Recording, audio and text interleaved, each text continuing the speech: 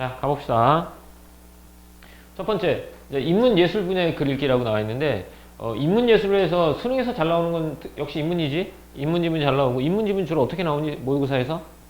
주제통합지문이라 그래서, 동일한 소재에 입장이 다른 걸 두 개를 붙여놓고, 나, 이렇게 나오는 게 주제통합지문이야. 그래서 주제통합지문으로 나와, 인문이. 인문이 왜 잘 나올 수밖에 없냐면, 인문은 사람들이 살아가면서 만들어낸 제도, 예술, 이런 모든 것들을 다 인문이라고 본단 말이야. 근데 그건 뭐에 따라 달라질 수 있겠니? 시대. 맞죠? 시대에 따라 달라질 수도 있고, 또, 다시 말하면, 입장에 따라 달라질 수 있다는 거야. 그래서 그 하나의 사실에 대해서 입장 차이가 분명하게 드러날 수가 있어. 그래서 주제통합지문은 잘 나오는 거고, 그래서 이런 글들을 읽을 때 여기 나와 있는 내용 나와 있지만, 이런 것보다 중요한 건, 수능에서도 그렇고, 내신에서도 그렇고, 인문지문에서 가장 중요한 건 그 사람이 어떤 생각을 하고 있느냐야. 그 사람의 입장이 무엇인지가 머릿속에 들어있어야 돼. 그래야지 문제가 좀 헷갈리고 막 답이 좀 어렵잖아. 그럴 때일수록 머리에서 이제 생각을 좀 떼어. 그래 얘는 기본적으로 무슨 생각을 가지고 있는 애지? 어떤 생각을 가지고 있는 애지? 이걸 가지고 파악하는 게 제일 좋아. 거기에 좀 초점을 맞춰보도록 합시다.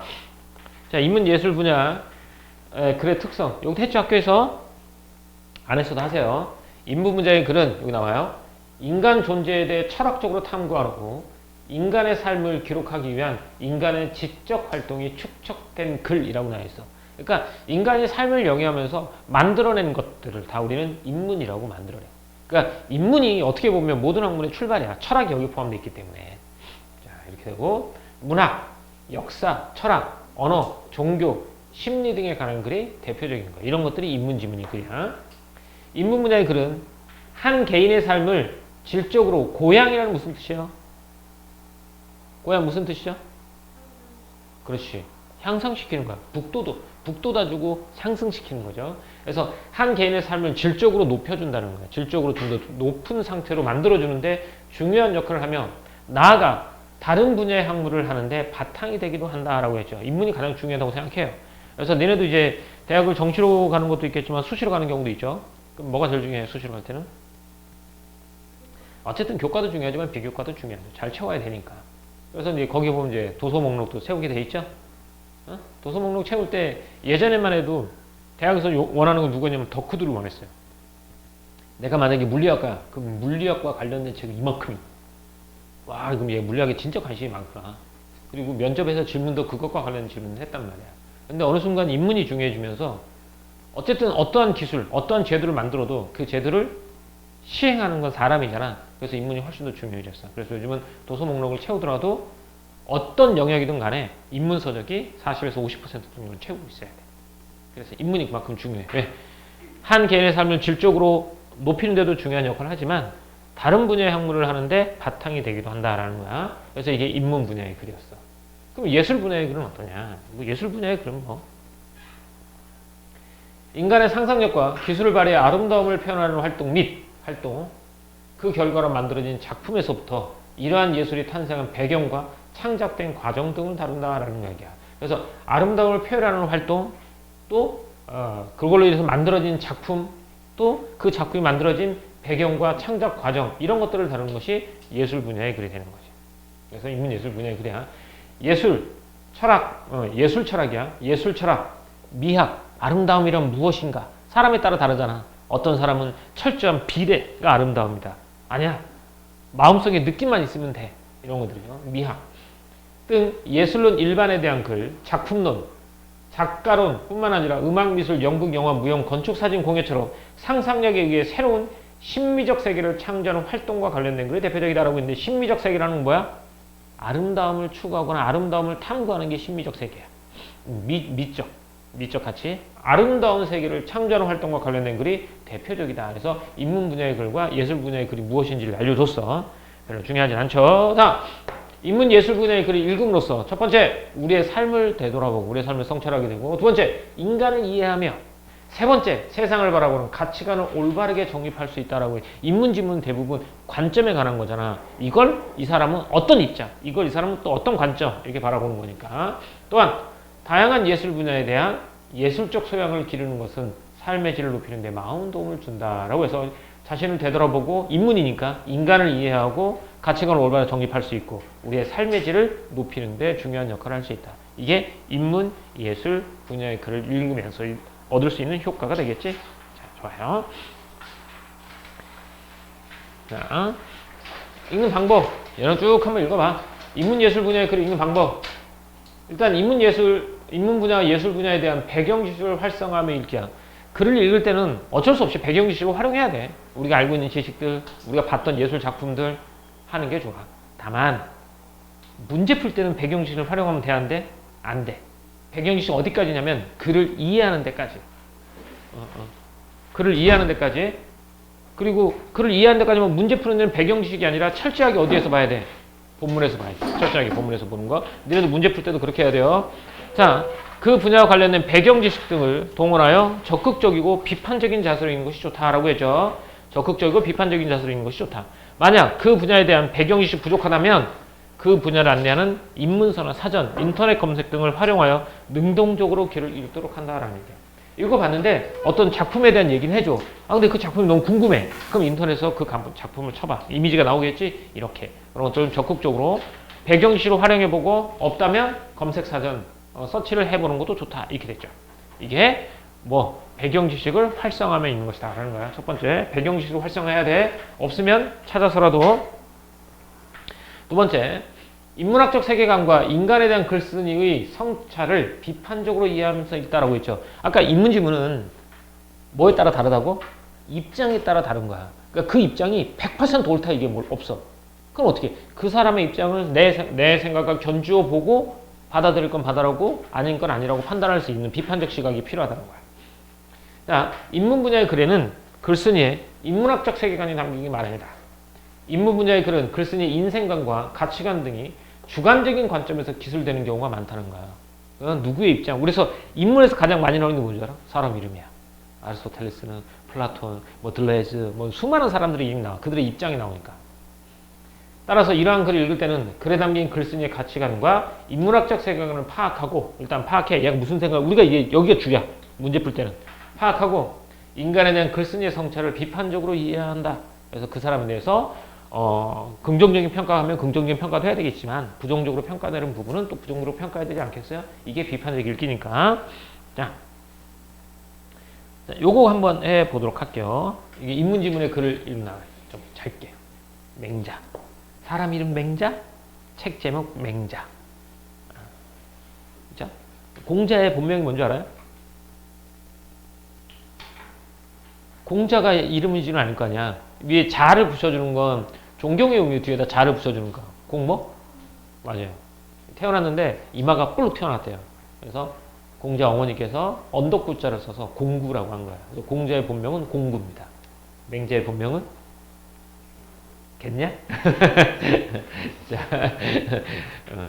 자, 가봅시다. 맹자께서 말씀하셨습니다. 남을 사랑하는데 친해지지 않을 때는 자신의 인자함을 돌이켜 생각해보고, 남을 사랑하는데, 내가 다른 사람을 사랑하는데 친해지지 않을 때는 뭘 되돌아보라고? 자신의 인자함을 돌이켜보고, 내가 인자하지 않아서 친해지지 않은 것인가? 돌이켜보고, 남을 다스려지는데 내가 막 다스려야 되는데 다스려지지 않아. 그럼 뭐? 자기의 지혜를 돌이켜 생각해. 내가 얘네를 다스리는 지혜가 없었나? 내가 좀 지혜가 부족했나? 보고, 남을 예우하는데 답례가 없으면, 내가 상대에 대해서 예로서 대접하는데 돌아오지가 않아. 그렇다면 자기의 공경하는 태도를 돌이켜 생각해 볼 것이다 라고 말하는 거야. 나는 얘랑 친해지고 싶어. 막 친해지려고 하는데 안 친해져. 그렇다면 뭘 되돌아보고? 나의 인자함이 부족하지 않을까. 내가 높은 위치에서 다른 사람을 다스려야 되는데 다스려지지가 않아. 그러면 나의 지혜가 부족한 게 아닌가.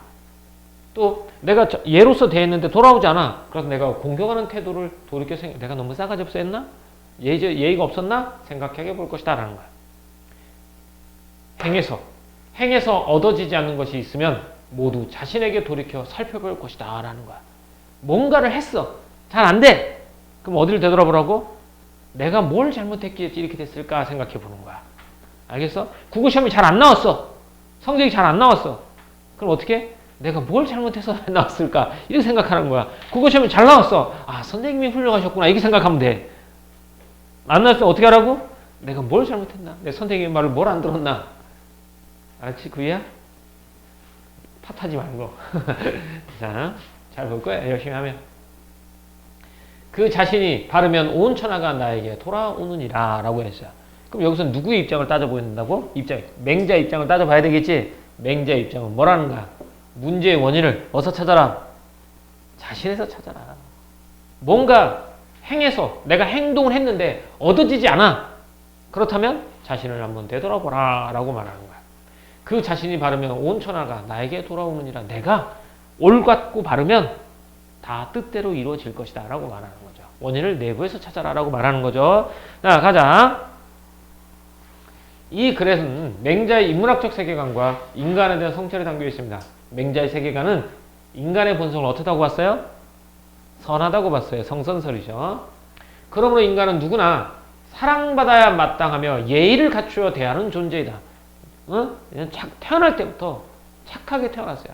사랑받을 자격이 있고요. 또 예를 받을 자격이 있다는 거야.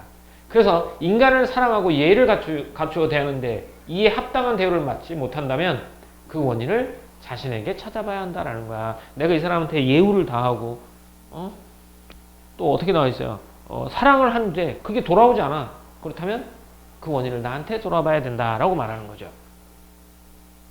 그렇지만 여기는 이제 맹자의 가치관이에요. 이걸 어떻게 읽으라고요? 비판적으로 보라고 했지. 그래서 인간의 본성이 선한 것인지 그리고 잘못을 자신에게 돌이켜 살피는 것이 적절한지에 대해서는 이견이 있을 수 있다. 여기 이자 무슨 이자? 다를 이자. 다른 견해가 있을 수 있다. 이게 인문학의 가장 큰 특징이야. 다른 견해가 있을 수 있거든. 다른 견해가 있을 수 있다.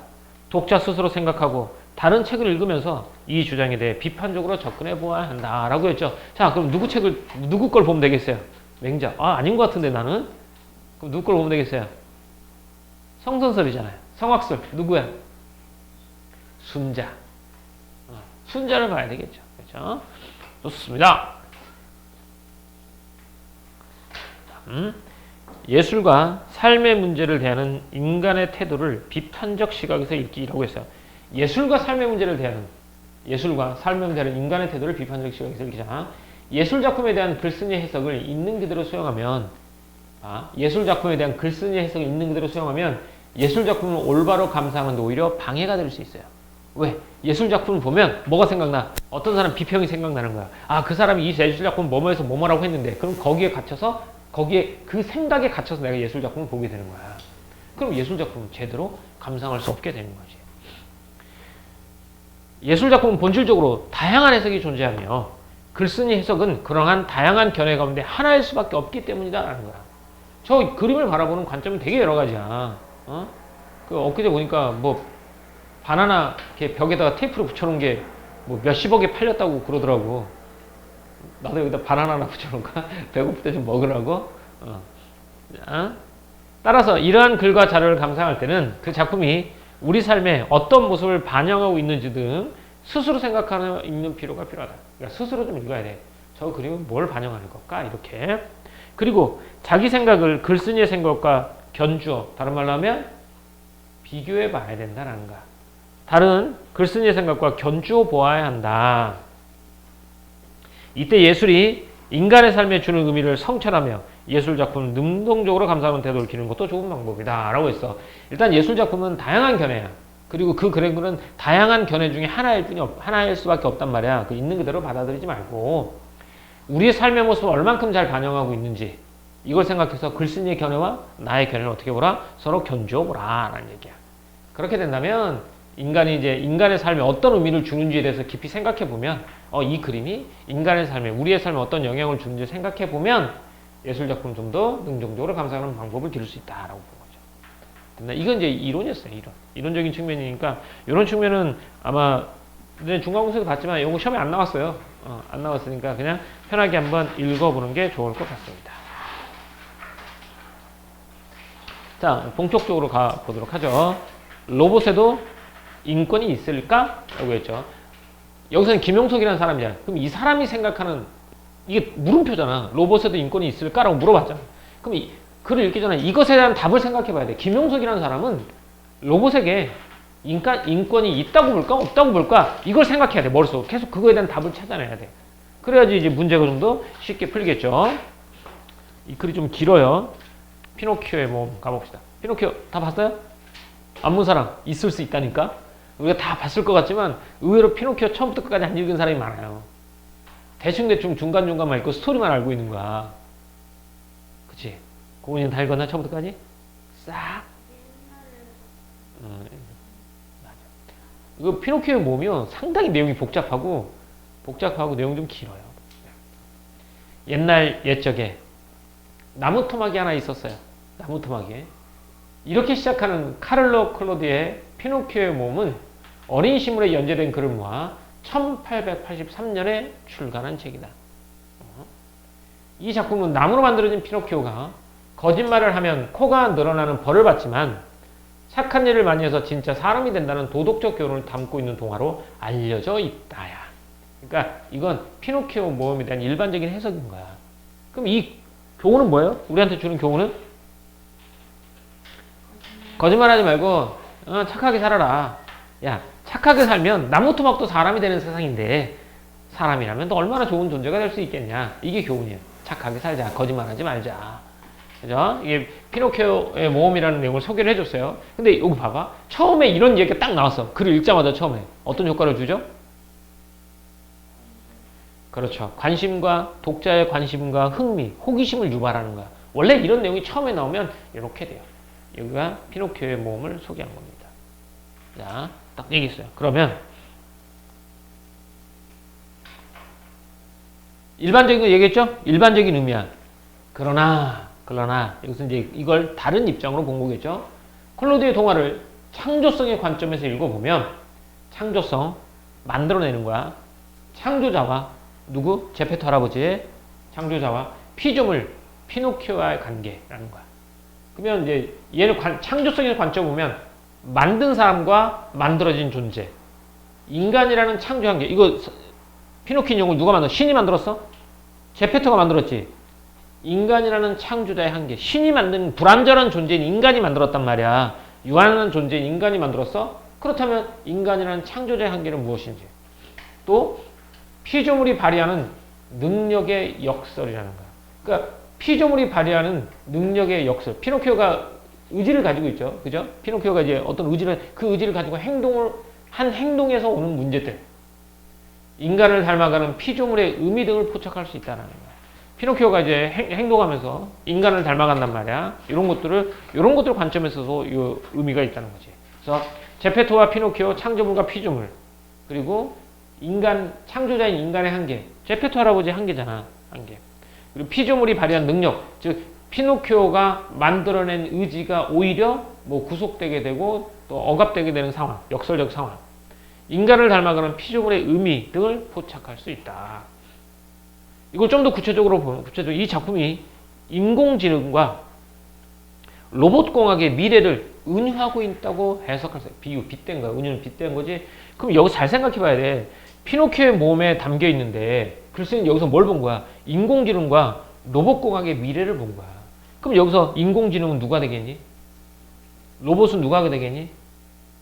피노키오겠지. 이것들의 미래를 생각해 본다는 거야. 즉, 피노키오와 제페토, 창조, 인간의 관계였잖아. 그럼 여기서는 인공지능이랑 또는 로봇과 그 삶을 살아가는 인간과의 관계도 돌이켜봐야 된다. 이렇게.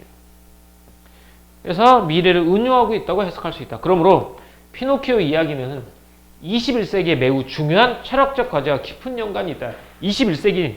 21세기 어떤 시기니? 공학의 시기, 기계의 세계 이런 거 아니겠냐. 그렇지? 그런 거야. 매우 중요한 철학적 과제와 깊은 연관이 있다.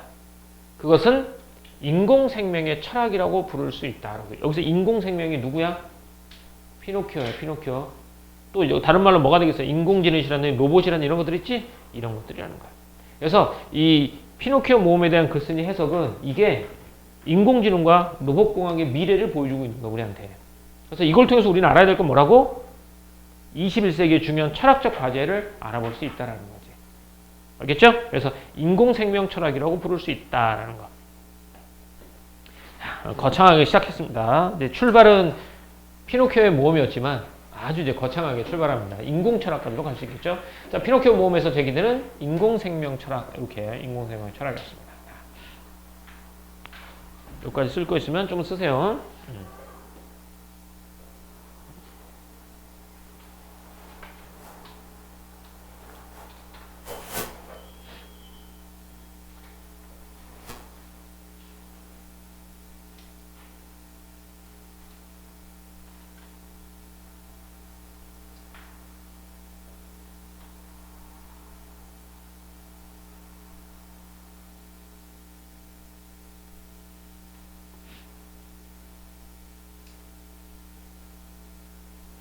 자, 가보자. 매사추세츠 공과대학. 우리는 매사추세츠 공과대학 되게 유명하죠? 이 학교를 뭐라고 부릅니까? MIT. MIT 대학의 인공지능 연구소 소장 로드니 브룩스는 견해를 이용한 겁니다. 로봇공학의 가장 본질적 특징으로 로봇이 빠르게 인간을 닮아간다는 점을 강조한다. 라는 얘기죠. 아까 피노키오도 점점 누굴 닮아간다고 했니? 인간이 닮아간다고 했지. 그리고 뭐가 되기를 소망해요? 인간이 되기를 소망한다는 거야. 그래서 로봇도 빠르게 인간을 닮아간다는 점이야. 인간 되기지. 다시 말해 로봇의 진화는 인간 되기를 목표로 삼는다는 것이다. 라는 거야. 그래서 우리가 로봇에도 인권이 있는가 이 문제를 다룰 수밖에 없는 거야. 결국은 로봇이 인간 되기를 목표로 삼는 거거든. 그러니까 로봇의 인권에 대해 고민해야 하는 이유입니다. 자, 이는 로봇공학과 뗄 수 없는 것이 인간학이라는 것을 뜻한다라는 거예요. 그러면 또 봐라. 그러면 로봇공학과 하려면 결국 뭘 알아야 된다는 거니? 인간학을 알아야 돼. 왜? 로봇이 궁극적으로 꿈꾸는 게 뭐기 때문에? 인간 되기를 꿈꾸기 때문에 그렇다는 거야. 그래서 우리는 이는 로봇공학과 뗄 수 없는 것이 바로 인간학이라는 것을 뜻한다라는 거지. 왜? 로봇은 궁극적인 목표는 인간 되기를 목표로 삼고 있기 때문에 그래. 이는 곧 로봇에게 인간적 위상과 인간적 권리를 얼마만큼 인정해야 할 것인가 하는 문제를 이야기한다라는 거야. 결국은. 왜? 로봇이 최종 목표는 뭐야? 인간 되기란 말이야. 최종 목표가 인간 되기 때문에 그러면 인간학에 대해서 알아봐야 되겠고 또 로봇에게 인간적 위상과 인간적 권리를 얼마만큼 인정해야 할 것인가 하는 문제를 불러일으킨다라고 본 거야. 로봇에게 어느 정도의 인간적 지위와 권리를 부여할 것인가 이 생각 해봐야지. 지금이야 로봇이 조금 그렇지. 좀 더 발전하면 로봇을 정서적으로 대할 수 있는 거잖아. 안 그러겠어? 생명체로 돼야 되는 건가 보자. 이 모든 것은 철학적 과제에서 시작해 법학적, 사회적, 학적 과제로 번져나갈 수. 왜? 일단은 예거에 대한 존재가 먼저 어떻게 인정해야 될까 나오지. 그러면 만약에 인정하자라고 했어. 그러면 이제 사회 제도라든지 또는 법적으로 그 제도를 마련해야겠지. 만약에 로봇이 사고를 쳤으면 어떤 처벌을 받을 것인가. 이렇게. 그리고 로봇은 어떻게 활용하라는 제도는 만들어질 것인가. 이 과제로도 번져나갈 수 있다. 출발은 어디서부터 출발해? 철학적 문제. 어떤 철학적 문제? 로봇에게 얼마만큼의 인간적 권리와 이상을 부여해야 하는 것인가. 이 철학적 고민에서 시작해서 법학적으로 사회학적으로 나가게 된다는 거죠. 자, 좀 더 가볼게요. 좀 더 읽어보고 갈게. 인공생명의 철학은 이 문제를 풀지 않고서는 21세기를 넘어갈 수 없다라는 거야. 일단 21세기 다가오기 전에 철학적 문제를 어느 정도 해결해야 돼. 로봇에게 어느 정도 인간적 이상과 권리를 부여할 것인지. 그래야지 거기서부터 출발해야지 나중에 법적이고 사회적인 문제까지 나아갈 수 있으니까. 그래서 앞으로 21세기는 이 로봇 철학, 인공생명 철학의 문제를 해결하고 넘어가야 된다라고 말하고 있는 거죠. 그렇죠? 여기까지가 인간을 닮아가는 로봇의 인간적 위상과 권리 인정에 대한 고찰 살펴봐야 할 필요성이야. 왜 살펴봐야 돼요? 21세기는 이제 로봇공학의 세상이니까 그렇다라는 거죠. 좋아. 잘하고 있어. 앞에 살짝 좀 더 써야 돼.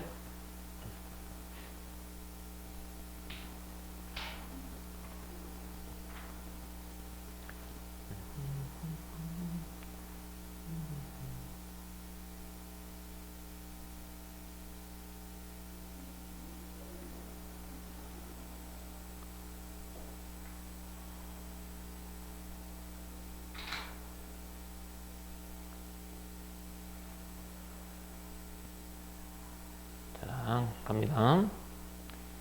다시 이제 피노키오로 돌아옵니다. 피노키오도 빠르게 사람을 닮아갑니다. 제페토 할아버지가 몸을 다 만들기도 전에 장난을 치기 시작하더니 다리가 완성되자마자 집을 뛰쳐나가 말썽을 부리게 되죠. 이게 뭐라고 그랬어? 피조물의 한계일 수도 있어요. 아니, 창조주가 인간이라는 한계야. 완벽한 인간을 만들어내지 못해. 불완전한 인간이 만들어낸 창조물이야. 그래서 세상의 유혹에 끌리기도 하지만 유혹을 뿌리치려고 노력하기도 한다. 자유를 만끽하는 만큼 자유의 역설 또한 뼈저리게 경험한다. 욕심이 지나쳐 자기 몸을 상하게 하기도 하며 많은 실수를 저지르고 후회하기도 한다. 보통 사람들처럼 희망의 기만만큼이나 고뇌의 결실 또한 체험한다. 무엇보다 늘었다 줄었다는 자신의 코처럼 거짓과 진실 사이에서 갈등한다 라고 했죠. 그러니까 여기서부터 여기까지 해당하는 건 다 우리가 흔히 하는 고뇌들이겠지. 역시 피조물인 피노키오 역시 인간적 고뇌를 겪으면서 뭐 하는가? 인간의 모습을 닮아가는 거야. 피노키오도 역시 인간적 고뇌를 겪으면서 인간을 닮아가는 것이라고 보는 거죠. 그러면서도 언젠가는 인간과 똑같이 되리라는 열망을 버리지 않는다라고 했죠. 그러니까 인공생명이 이 피노키오로 본다면 피노키오의 최종 목적은 뭐라는 거야? 인간 되기다는 거지. 인간 되기. 결국 피노키오는 꼭두각시가 아니라 진짜 어린아이가 되었어요 라는 작가의 말처럼 사람이 된다. 그것도 착한 어린이가 된다. 그래서 피노키오의 조물주인 제페토도 이루 말할 수 없이 행복해진다 라는 거야. 자, 여기 봐요. 여기 내용은 간단해요. 피노키오가 사람이 되죠. 아까 인공생명이 가장 최종 목표는 사람 되기라고 했잖아. 그럼 여기서 피노키오도 사람이 된단 말이야. 사람이 되는데 겪어야 될 과정이 있죠. 어떤 과정을 겪어? 인간처럼 똑같이 고뇌의 과정을 겪게 되는 거야. 고뇌의 과정을 겪고 이겨내면서 인간이 되는 거야. 결국 인간이 되는 거지. 그래서 피노키오의 조물주인 제페토도 이루 말할 수 없이 행복해진다라는 거야. 여기까지가 이제 인간처럼 자유의지를 가지고 시련을 극복하며 착한 어린이가 된 피노키오에 대해서 알아봤어요. 이어서 갑시다. 착한 로봇. 착한 로봇이야. 이 동화 속 피노키오의 결말을 한번 보면 이야기는 매우 행복한 결말에 이르게 된단 말이야. 그래서 우리의 미래도 그럴까? 라고 물어보는 거야. 여기서는 창조주는 누구지? 제페토지. 피조물은 누구야? 피노키오잖아. 둘이 행복하게 잘 살아. 그럼 우리도 우리의 미래도 그럴까? 인간인 창조주하고 피조물인 로봇과 잘 지낼 수 있을까? 이거에 대해 의문을 던지는 거야. 미래 세대와 동등한 권리로 살아갈지도 모를 인공생명들이 모두 착한 로봇일까? 이렇게 되는 거야. 여기서 착한 어린이가 되잖아. 마지막에. 여기서 착한 어린이가 된다. 이 말, 다른 말로 보면 착한 로봇이 된다잖아. 우리의 미래도 이럴까? 우리가 만들어낸 피조물이 정말 착한 로봇이 될까? 피노키오처럼 착한 로봇이 될까? 우리 미래도 제페토와 피노키오처럼 행복한 미래가 그려질까? 의문을 던지는 거죠. 어떤 사람들은 모두 착한 로봇으로 만들면 되지라고 반박할지도 모른다. 우리가 미래가 잘 살아갈까? 라고 부르는 거야. 이 사람은 이대로만 있다고 보면 그러니까 행복한 미래는 가만히 있으면 만들어지지 않는다고 보는 사람인 거야. 그럼 다른 사람은 반박하지. 야, 프로그램은 착한 로봇으로 프로그램하면 되지 않겠어? 라고. 실제로 일본의 유명한 로봇과학자인 시게오 히로세는 지능을 갖도록 설계된 로봇이라면 그 어떤 로봇도 도덕적 존재가 될 수 있다고 주장한대. 이거 어떤 거니? 착한 로봇을 만들면 되지에 해당하는 사람인 거야. 로봇을 착하게 만들면 되지, 이거. 그래서 지능을 갖도록 설계된 로봇이라면 그 어떤 로봇도 도덕적 존재가 될 수 있다. 즉, 착한 로봇이 될 수 있다. 이렇게 말하는 거야. 무엇보다도 로봇은 생물학적 생존을 위해 뭐 할 필요가 없으니까. 투쟁할 필요가 없으니까. 우리는 먹고 살아야 되잖아. 돈을 많이 벌어야 되잖아. 그러니까 투쟁하는 거야. 하지만 얘는 그러지 않아도 된대. 생물학적 생존을 위해 투쟁할 필요가 없으므로 로봇을 이기적이지 않게 만들 수 있다. 그러니까 인간이 이기적인 존재가 되는 걸 따져보면 한정된 자원을 가지고 경쟁하기 때문에 이기적이 되는 거잖아. 로봇은 그렇지 않아도 된다는 거야. 그는 예의 바르고 똑똑하고 심지어 성인과 같은 로봇을 만들 수 있다고 주장한다. 누가? 시게오 히로세가. 그러니까 이 사람은 착한 로봇을 만들면 되지. 거기에 해당하는 거야. 진짜 착한 로봇을 만들면 돼. 이는 인간을 해치지 않을 로봇을 염두에 둔 것이다. 이처럼 로봇이 이기적이거나 인간으로도 완전히 독립적인 존재가 될까 염려하는 것은 결국 인간을 위한 로봇이라는 개념을 전제하고 있기 때문이다 라는 거야. 여기서 말하는 착한 로봇이라고 말을 하는 이유는 착한 로봇이라는 말 자체는 누구 중심이라는 거야, 결국? 인간 중심이라는 거야. 인간을 위한 로봇을 만들 생각을 하고 있기 때문에 착한 로봇, 인간을 해치지 않는 로봇, 인간에게 도움이 되는 로봇, 이거인 거야. 결국 로봇이 이기적이거나 인간으로부터 완전히 독립적인 존재가 될까 염려하는 것도 결국 뭐라는, 인간을 위한 로봇이라는 개념은 전제하기 때문이라는 거지. 로봇을 뭐의 종속물로 본 거야? 인간의 종속물로 본 거야. 인간에게 비해를 가하지 않는, 인간이 통제할 수 있는 이런 로봇이 어떤 로봇인 거야, 결국은? 이런 로봇이 무슨 로봇이야? 착한 로봇이 되는 거야. 인간을 위한 로봇, 착한 로봇이라는 거지. 그러니까 착한 로봇이라는 이 말 속에는 뭐가 담겨 있다는 거야? 인간을 위한 로봇이라는 개념이 전제되어 있다는 거지. 인간을 위한 로봇이라는 개념이 전제되어 있다는 얘기야. 즉 로봇을 인간의 뭘로 보고 있는 거야? 종속물로 보고 있다는 거야. 인간의 소유물로 보고 있다는 얘기가 되겠지. 당연한 거 아니야? 인간을 편리하게 하려고 만든 게 로봇 아니야? 그죠? 좀 더 가봅시다. 자, 인간을 위한 로봇 두 가지 뭐였지? 첫 번째, 인간에게 뭐를 가하지 않는? 위해를 가하지 않는. 두 번째는 인간을 뭐? 인간이 통제할 수 있는. 이게 이제 인간을 위한 로봇, 착한 로봇이라는 의미였어. 모든 창조 행위에는 조물주의 통제를 벗어나는 묘한 자유의 영역이 있다라는 거지. 봐봐. 모든 창조 행위에는 만든 사람의 통제를 벗어나는 묘한 자유의 영역이 있다는 거야. 그런데 그 창조물이 완벽하지 않은 인간이란 말이야. 이는 조물주 신화를 담고 있는 종교의 창세기도 알 수 있다. 즉 종교 신이 만든 세상에도 통제를 벗어난단 말이야. 근데 하물며 인간이 만들었다면 통제가 어떻게 됐겠냐, 이 얘기인 거지.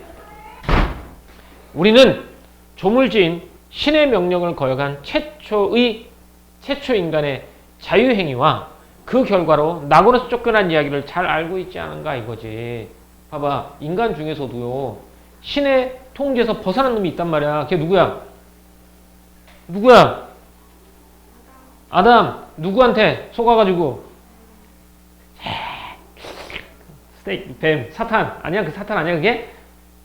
신의 명령을 거역한 최초 인간의 자유행위와 그 결과 낙원에서 쫓겨난 이야기를 잘 알고 있지 않은가? 신이 만든 창조물에도 자유의지를 가지게 되는데 인간이 만든 로봇이라고 해서 자유의지를 가지지 못할 건 아니란 말이야. 하물며 인간이라는 창조자가 자신의 피조물을 완벽히 통제할 수 있다는 생각은 공허한 희망일 것이다 라고 말해. 그럼 인간은 로봇을 완벽하게 통제할 수 있다 없다? 통제할 수 없을 것이다 라고 글쓴이는 말하는 거야. 알겠죠? 그러면 인간을 위한 로봇, 즉 인간에게 위해를 가하지 않고 인간의 통제를 벗어나지 않는 착한 로봇은 만들어지지 않을 수도 있다라는 얘기가 되겠죠. 완벽하게 통제할 수 없다라는 거야. 그 다음 인공노예 한번 가볼게요. 자, 인공노예가 뭐예요? 읽어봤으니까 알 거 아니야. 로봇의 어원이죠, 어원. 로봇의 어원입니다. 그렇다면 미래는 인공생명과의 관계를 통제가 아니라 자율과 평등의 원칙으로 해결해 나가지 않을까? 이렇게 본 거야. 봐. 그러니까 인간이 로봇을 만들 때 시계오 말처럼 완벽하게 도덕적이고 성인 같은 로봇을 만들 수 있다라고 말해. 인간에게 위해를 가하지 않고 또 인간의 통제를 잘 따르는 인간을 위한 로봇이 만들어질 수 있다라고 본 거지. 이건 어쨌든 간에 얘는 로봇은 인간의 아래로 본 거잖아. 그지? 그런데 피조물은 항상 뭐를 벗어나? 창조물의 뭘 벗어나? 의지를 벗어나는 거야. 그럼 우리는 완벽한 통제를 이루는 로봇이, 자유의지를 가진 로봇이 나올 수도 있단 말이야. 그때는 어떻게 해야 되냐 이거야. 그때는 어떻게 된대? 인공생명과의 관계를 통제가 아니라 뭘로 가야 된다는 거야? 자율과 평등의 원칙으로 해결해 나가지 않을까 이거야. 왜? 로봇이 자유의를 가지게 된단 말이야. 그럼 얘는 통제할 것이 아니라 자율과 평등의 원칙으로 해결해 나가지 않을까? 라고 던지는 거지. 로봇에게 인권을과 같은 구호가 일상의 현실인 시대가 머지않아 올지도 모른다라는 거야. 결국은 로봇을 인간을 위한 로봇, 착한 로봇이 아닌 동등한 존재로 바라봐야 될 시기가 올 것이다라는 거야. 그래서 통제가 아니라 자율과 평등의 원칙, 즉 자율과 평등의 원칙을 바탕으로 한 로봇과의 관계 정립이 필요하다 이거지. 알겠죠? 부산물, 종속물이 아니라 관계, 평등한 그런 관계의 정립이 필요하지 않을까라고 말해요. 그러니까 여기까지만 보자면 로봇에게도 인권이 있다고 보는 것 같아? 없다고 보는 것 같아? 여기까지만 보자면 인권이 있다라고 보는 것 같죠? 그래서 로봇에게 인권을 이라고 말하는 거니까. 좀 읽어볼게요. 로봇이란 말은 원래 어디서 나온 말이냐? 강제 노동을 뜻하는 체코 로보타에서 유래되었다. 뭐라고요? 강제 노동. 이 명칭은 1920년대 초 카렐 차페크의 연극 로섬의 만능 로봇에서 처음 쓰였는데 이 작품 로봇이 노동자를 대체하는 미래 사회를 그리고 있다. 로섬의 공장은 인간 대신에 천하고 힘든 일을 하게 될 인공노예를 생산하는 곳이다 라는 거야. 그러면 초창기에 로봇은 어떤 개념이었어요? 어떤 개념이었어? 노예야 노예. 인간이 만들어낸 노예. 그래서 인공노예라는 거야.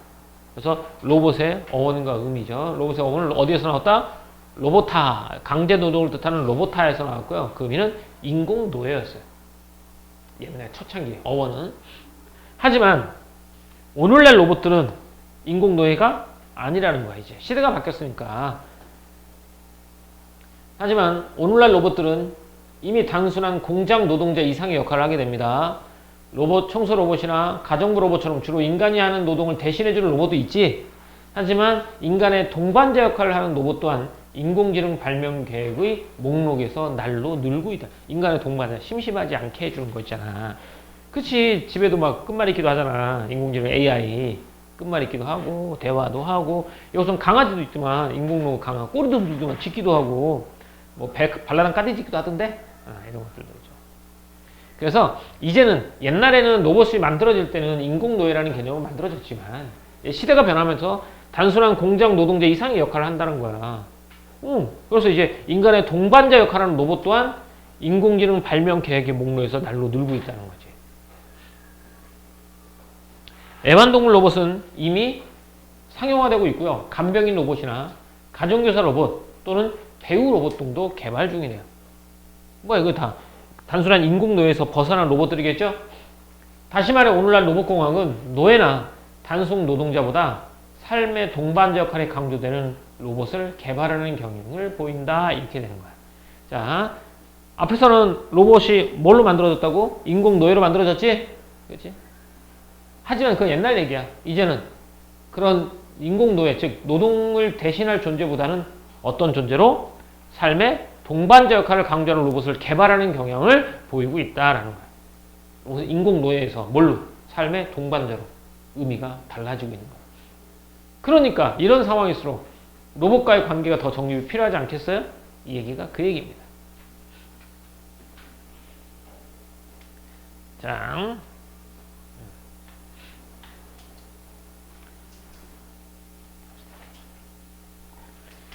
그렇다면 우리가 우리의 창조물을 노예처럼 취급해서는 안 돼. 노예처럼 취급해서는 안 되죠? 삶의 동반자니까. 자, 끝에 갑시다. 그러면 타자를 어떻게 대할 것이냐. 타자라는 말은 나와 다른 사람은 타자예요. 나와 다른 존재. 여기서는 타자가 누가 되겠어 그러면? 로봇. 굳이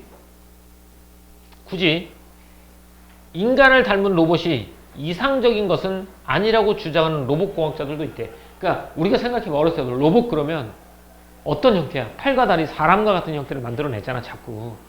그런 로봇이 이상적인 것은 아니라고 주장하는 로봇공학자들도 있어요.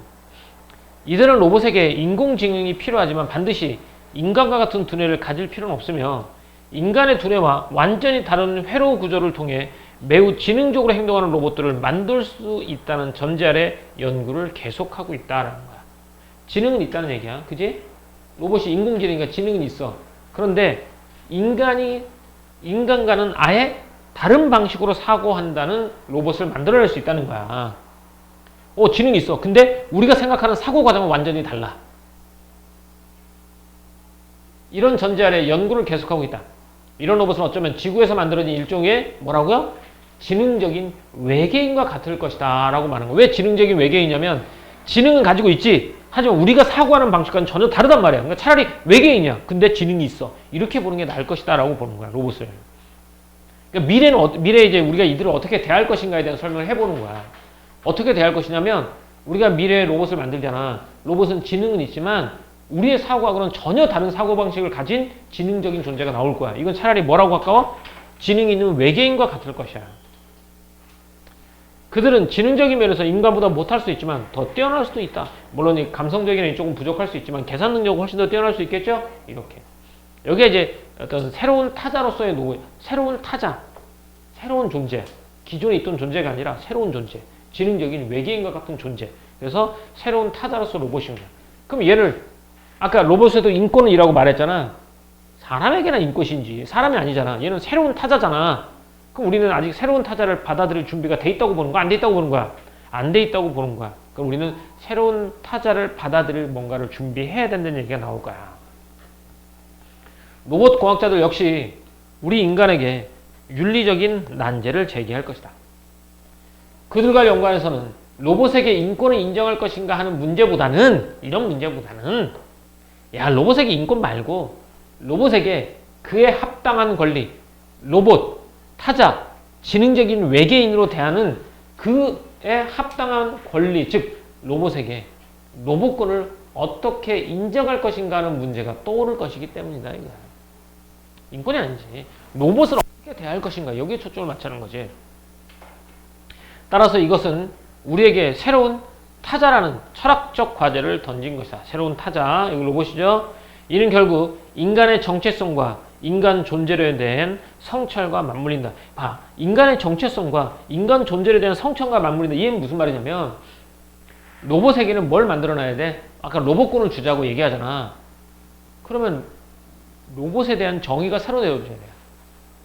그러면서 생각해야 돼. 그러면 사람이라는 건 뭐지? 그러면 사람이 뭔지 정확하게 개념이 정립돼야지 로봇이 무엇인 정립할 거 아니야. 이렇게 된 거야. 이것과 별개로요. 잘 보세요. 이제 우주선을 우주에 쏴보내게 되는 거야. 쏴보내게 될 거지. 쏴보내면서 우주에 가보지 않았잖아. 근데 그 광활한 우주에 생명체가 없다는 것도 말이 안 되잖아요. 솔직히. 그건 좀 지나친 인간의 오만인 것 같아. 그래서 과학자들은요. 우주선을 쏘아 올릴 때 외계에서 생명체를 발견했잖아. 그지? 그러면 그걸 어떻게 할 것인가를 고민했단 말이야.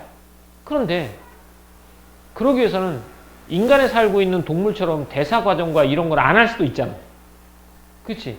그러면 생명체에 대한 정의를 다시 내려야 되는 거야. 내가 외계에서 뭔가를 발견했어.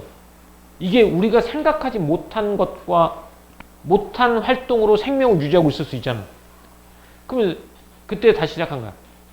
외계인을 맞닥뜨렸을 때 생각하는 거면 그러면 첫 번째 생명이 뭔지부터 탐구해 봐야 되지 않겠냐 이거야. 여기서도 마찬가지야. 우리에게 새로운 타자가 나왔잖아. 그럼 도대체 인간은 뭔데? 에서 생각해 봐야 되는 거야. 그럼 여담이지만 그러면 생명에 대한 어떻게 규명했을까? 외계에서 새로운 물체를 만났어. 그게 생명인지 아닌지 구분해야 되잖아. 그러면 생명의 기준은 뭘까? 승윤아 뭘까? 그들이 결론 내린 생명은 뭘까? 어떤 걸 생명이라고 볼까? 스스로 생각하고 움직인다. 거기서 말하는 생명체들 이렇대요. 비슷해요. 비슷한데 조금 다르긴 한데. 스스로 비평형 상태를 유지할 수 있는 존재. 그러니까 비평형 상태라는 얘기 에너지를 가지고 있잖아. 스스로 높은 에너지를 가질 수 있는 존재가 되는 거야. 그러니까 스스로 에너지를 높게 갖출 수 있는 거야. 먹어서든 뭐든. 이거. 근데 그렇게 해서 그 생명체를 그렇게 하면 정의하면 되겠다라고 결정을 내리고 봤더니 그동안 우리가 전혀 생각하지 못했던 게 갑자기 훅 생명체 범위 안으로 들어오는 거야. 그게 뭘까요? 그동안 그걸 생명체라고 한 번도 인식하지 않았어요. 근데 생명의 정의를 딱 내리고 보니까 그럼 얘도 생명이네? 그게 뭘까요? 바로 지구예요. 지구. 지구는 스스로 비평형 상태를 유지하고 있대요. 그래서 지구도 생명이다. 뭐 그런 얘기 나오더라고요. 여담입니다. 자, 이렇게. 따라서 이것은 우리에게 새로운 타자라는 철학적 과제를 던질 것이다. 이는 결국 인간의 정체성과 인간 존재론에 대한 성찰과 맞물린다라는 거죠. 그래서 로봇권의 문제와 인간 정체성에 대한 성찰을 바라봐야 돼. 인간이 어떤 존재고 또 로봇에서 어떻게 할 건지. 이러한 철학적 과제는 지금의 청소년이 작년이 되어 니네들이 작년이 되어 여러 전문 분야에서 주도적 역할을 할 때쯤이면은 이미 새로운 문제가 아닐 것이다. 그때 가서 이게 새로운 문제가 아니야. 왜? 그때는 이미 정립이 되어 있을 거라는 거죠. 어느 정도. 이런 문제가 이제 흔해질 거라는 거지. 새로운 문제가 아니야. 인간과 뭐 로봇의 관계 이런 문제가 흔해질 거야. 이제 우리는 로봇들이 우리에게 제대로 봉사할 준비가 되어 있는지 묻는 것 아니야. 이거 이상으로 우리가 로봇들을 받아들일 준비가 되었는지를 물어야 되지 않을까. 이게 새로운 철학적 제기. 우리가 로봇을 받아들일 준비를 해야 되지 않느냐 이거야. 야, 로봇이 우리한테 얼마나 봉사해야 될지가 아니라 로봇을 새로운 타자로서 받아들일 준비가 되어 있느냐 이 얘기를 하는 거야.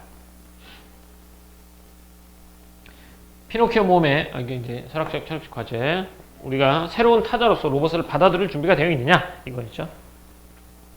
그럼 여기서 이제 받아들일 자세, 어떻게 받아들여야 될지가 나옵니다. 피노키오 모험의 주인공은 제목에 있는 대로 말썽꾸러기 인형 피노키오이다. 그런데 클로디 동화에서 피노키오 이야기를 따라가면서 함께 관찰할 수 있는 것은 피노키오를 창조한 제페토의 태도이다. 그럼 여기서 어떤 자세를 알아보겠니? 인간이 로봇을 대하는 태도를 봐야 된다는 거야. 그걸 보고 배울 거거든. 그럼 제페토가 로봇한테 어떻게 대했지? 그게 우리가 새로운 타자를 대하는 자세와 관련이 있다라고 본 거야, 이 글쓴이는. 제페토는 언제나 자신의 피조물을 배려하고 그를 위해 희생하며 그가 아무리 말썽을 피우더라도 받아들일 준비가 되었다. 제페토의 태도를 한마디로 표현하면 뭘 것이다? 인내일 것이다 라고 했죠. 그러면 인간이 새로운 타자인 로봇을 받아들이는 태도는 뭐가 있어야 된다는 거니? 뭐가 있어야 돼? 인내가 있어야 된다. 이 얘기를 하고 싶었겠죠.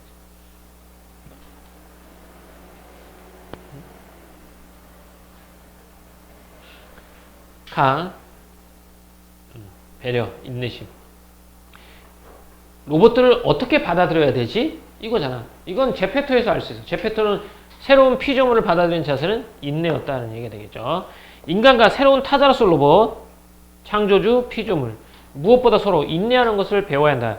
여기서 포인트, 서로. 이런 것들이 시험에 잘 나온다니까. 인간은 로봇을 위해서 인간만 인내하면 된다. 이게 안 돼. 서로야, 서로.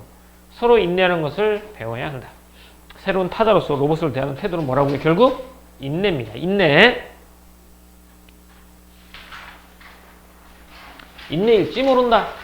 피노키오의 모험담도 흥미롭지만 그와 함께하는 제페토의 태도 또한 우리에게 진지하게 생각할 거리를 제공한다. 이제 이미 현재의 미래의 과제에 대해, 미래의 과제가 우리한테 상품 다가가죠.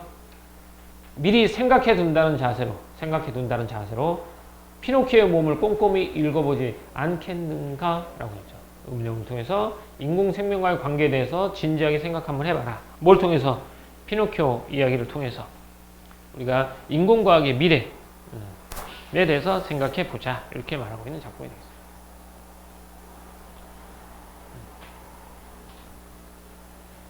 그래, 새로운 타자로서 받아들여야지. 새로운 타자를 받아들이는 자세는 어떤 자세? 인내. 혼자 인내? 서로 인내.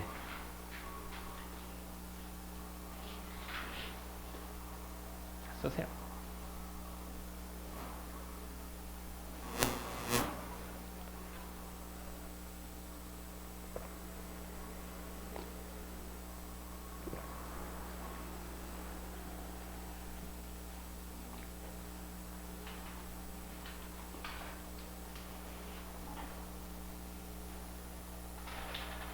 자, 정리 한번 해볼게요. 정리 한번 해보자.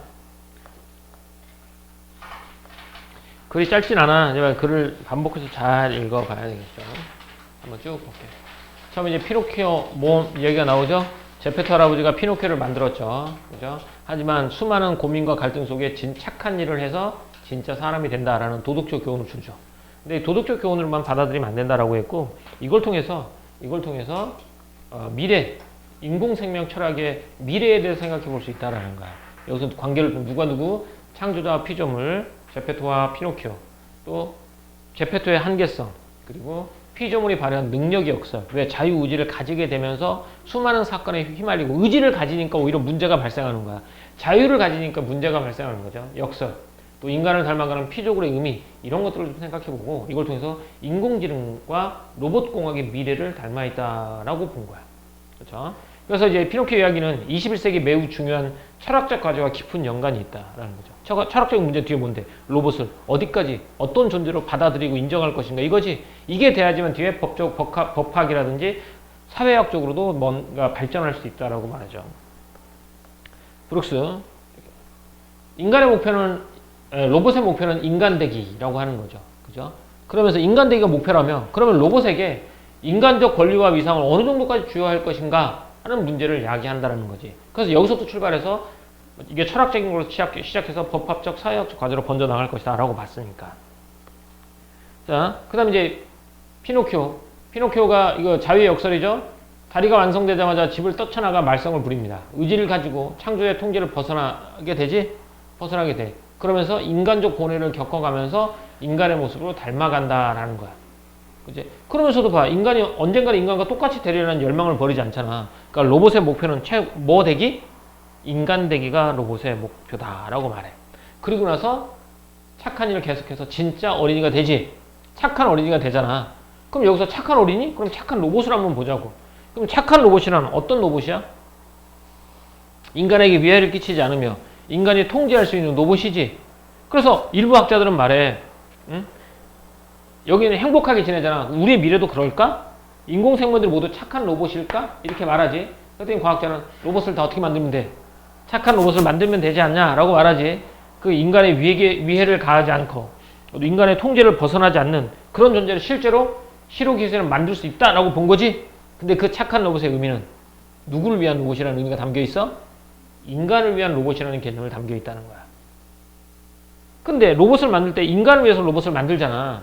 근데 로봇이 정말 인간을 위해서 그 인간을 위한 활동만 할까? 그건 알 수가 있다 없다? 없다는 거지. 왜? 피조물은 창조주의 통제를 벗어난단 말이야. 왜? 인간도 그랬으니까. 인간도 그랬는데 하물며 창조주가 제페토야. 인간이잖아. 그렇다면 통제할 수 있다라는 말은 공허한 외침일 거라는 거야. 공허한 희망일 거라는 거야. 이렇게. 로봇을 완전히 통제할 수 없죠? 그렇다면 어떻게 해야 돼요? 로봇을 통제의 영역으로 받아들이면 안 된다는 거지. 뭐와 뭘로 받아들여야 돼? 자율과 평등의 원칙으로 해결해 나가야 되지 않을까라는 거야. 착한 로봇 안 만들어질 수 있어. 통제를 벗어날 수 있어. 그러면 통제가 아니라 자율과 평등의 원칙으로 해결해 나가지 않느냐? 이렇게 본 거지. 자, 그러면서 이제 로봇의 어원이 나오죠. 어디서 나왔다고요? 로보타라고 나왔고요. 뜻은 뭐라고? 인공 노예였단 말이야. 인공 노예였어. 로봇의 초창기에는. 하지만 지금 로봇이 인공 노예? 아니지. 오히려 어디에 더 가까워져? 삶의 동반자에 더 가깝게 되지? 삶의 동반자의 역할을 더 가깝게 되잖아. 응? 그러니까 이제는 우리는 인간을 위해 이들 로봇을 인공노예나 대체 노동자로 부리는 것은 비윤리적인 일이 될 것이라고 말해. 로봇이 막 험한 일에 로봇이 우리가 거기 로봇의 불쌍함을 느끼게 되는 거야. 이렇게 되는 상황이 될 수 있죠. 그래서 그러면 어떻게 대할 것인가가 나와 있죠. 굳이 인간을 닮은 로봇이 이상적인 것이 아니라고 주장하는 과학자들도 있죠. 그죠? 인간의 두뇌와 완전 다른 회로 구조를 통해 매우 지능적으로 행동하는 로봇을 만들 수 있다는 점을 전제하지. 그래서 이걸 뭐라고 불러? 지능적 외계인과 같다라고 본 거야. 지능은 있지만 우리랑 전혀 다른 회로를 통해서 지능을 획득하게 된 거지. 그러면 얘를 어떻게 받아들여라? 새로운 타자로 받아들여라. 그래서 로봇에게 로봇권을 인정할 것인가? 이건 떠오르잖아. 근데 이거 전에 뭐라고? 인간의 정체성과 우리에게 새로운 타자라는 철학적 과제를 던진 것이다. 이는 결국 인간의 정체성과 인간 존재에 대한 성찰과 맞물리게 되겠죠. 이런 철학적 과제, 어떤 철학적 과제? 어떻게 대할 것인가? 응? 로봇을 새로운 타자를 어떻게 대할 것인가? 이건 니네들이 컸을 때는 너무나도 자연스러운 문제일 거야. 흔한 문제가 될 것이란 거지. 자, 여기서 그러면 우리가 로봇과 인간과의 관계의 힌트를 어디서 가져온다고? 제페토에서 가져오면 돼. 제페토와 피노키오는 서로 뭐예요? 인내하죠. 인내와 배려. 이걸 통해서 인간과 새로운 타자로서의 로봇과의 관계 설정을 꿈꾸고 있는 거죠. 이제 이미 현재인 미래의 과제돼. 미래의 과제가 지금 여기 당면에 있다라는 뜻이야. 미리 생각해 둔다는 자세로 얘네들을 꼼꼼히 한번 읽어보자 라고 했죠. 읽어보지 않겠는가. 서리법을 통해서 인공생명과의 관계에 대해 진지하게 고민할 것을 당부하고 있다. 이렇게 됐죠. 됐습니까? 자, 뒤에 조금 한번 가보자. 자, 로봇에게 인권을 부여하는 것 제기하는 문제가 제기하는 새로운 철학적 과제 이렇게 됐고요. 피노키오 예를 들었죠. 흥미나 호기심 유발인 거야. 히게로라든지 브룩스냐냐? 브룩스의 주장을 인용하여 미래사회 로봇과 관련한 이야기들 문제를 제기하고 있고요. 로봇의 어원, 로봇하죠. 그래서 미래사회 로봇을 대하는 인간의 태도가 달라져야 한다라는 거죠. 인간의 소유물이나 종속자가 아니라 뭐라고? 동반자. 그죠? 저는 제 새로운 타자로서 받아들여야 한다라고 말한 거였습니다. 새로운 관점에서 읽은 이제 피노키오 모험인데, 피노키오는 교훈적, 도덕적 교훈을 담고 있었죠. 하지만 인공지능과 로봇공학의 미래를 은유했다라고 본 거야. 로봇이 인간을 빠르게 닮아가면서 인간 되기를 목표로 삼지, 인간 되기 목표로 삼아요. 그래서 로봇공학과 인간은 뗄 수 없는 관계인 거 맞는 거야. 그래서 로봇에게 인간적 위상과 인간적 권리를 얼마만큼 인정해야 할 것인가 하는 문제가 만들어지게 되는 거죠. 자, 착한 로봇의 개념과 로봇의 자유의지. 착한 로봇의 개념 나오죠. 인간에게 위해를 갖지 않으며 또 인간을 통제에서 벗어나지 않은 거지. 완벽하게 통제되는 것이죠. 이걸 전제로 하고 있습니다. 하지만 창세기도 보세요. 어때? 자유의지를 지닌 존재가 나타나게 되지? 그럼 결국 로봇도 인간의 의도를 완전히 벗어난 로봇이 나올 수 있다라고 말해요. 그래서 인간은 피조물인 로봇을 완벽하게 통제할 수 없기 때문에 이를 통제가 아닌 뭘로 받아들여라? 자율과 평등의 원칙으로 인공생명과의 관계를 해결해 나가야 한다. 어원 나왔죠? 어원. 지금은 삶의 동반자 역할을 많이 하게 되죠. 결국 로봇도 삶의 동반자로 대우해줘야 된다라고 말할 수 있겠죠. 자, 이게 됐고.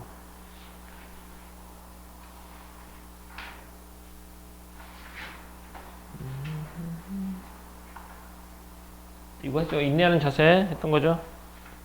됐고. 이거 했어요? 안 나온다고 그랬어요? 자, 쪽시 시험 한번 해보도록 하세요. 한번 채워보세요.